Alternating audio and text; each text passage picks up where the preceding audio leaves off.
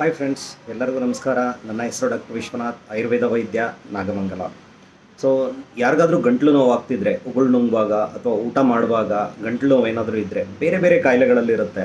Infection ಆಗಿರ್ಬೋದು, ಬೇರೆ ರೀಸನಿಂದನೂ ಆಗಿರ್ಬೋದು. ಆ ಸಮಯದಲ್ಲಿ ನಾವು ಒಂದು ಪರಿಹಾರ ಮಾಡ್ಕೊಳ್ಳೋದಾದರೆ, ಸುಲಭವಾದ ಪರಿಹಾರ ಅಂದರೆ, ಸೊ ನಾನು ಈ ಬೆರಳಲ್ಲಿ ತೋರಿಸಿರೋ ಹಾಗೆ ಈ ಪಾಯಿಂಟನ್ನು ಆ್ಯಕ್ಟಿವೇಟ್ ಮಾಡ್ಕೋಬೇಕು. ಇದನ್ನು K2 ಪಾಯಿಂಟ್ ಅಂತ ಹೇಳ್ತೀವಿ ನಾವು.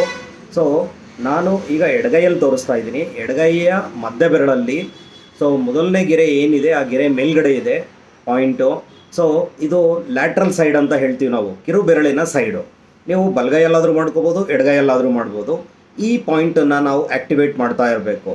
ಹೇಗೆ ಅಂತಂದರೆ, ನಾವು ಅದ್ರ ಮೇಲೆ ಬೆರಳಿಂದ ಪ್ರೆಷರ್ ಕೊಟ್ಟರು ಕೂಡ ಸಾಕು, ಎನಫ್, ಅದು ಪ್ರೆಷರ್ ಆಗುತ್ತೆ.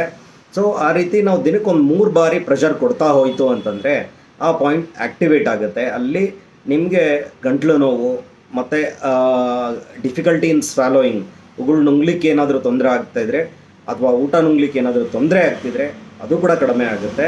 ಇದನ್ನು ದಿನಕ್ಕೆ 2ರಿಂದ 3 ಬಾರಿ ಒಂದು ವಾರದವರೆಗೂ ಕಂಟಿನ್ಯೂಯಸ್ ಆಗಿ ಅದನ್ನು ಮಾಡೀತು ಅಂತಂದರೆ, ನೀವು ತೊಗೊಳ್ಳೋ ಔಷಧಿ ಜೊತೆಗೆ ಇದನ್ನು ಮಾಡಿದರೆ ನೀವು ತುಂಬ ಬೇಗ ಅದು ರಿಸಲ್ಟ್ ಸಿಗುತ್ತೆ. Thank you.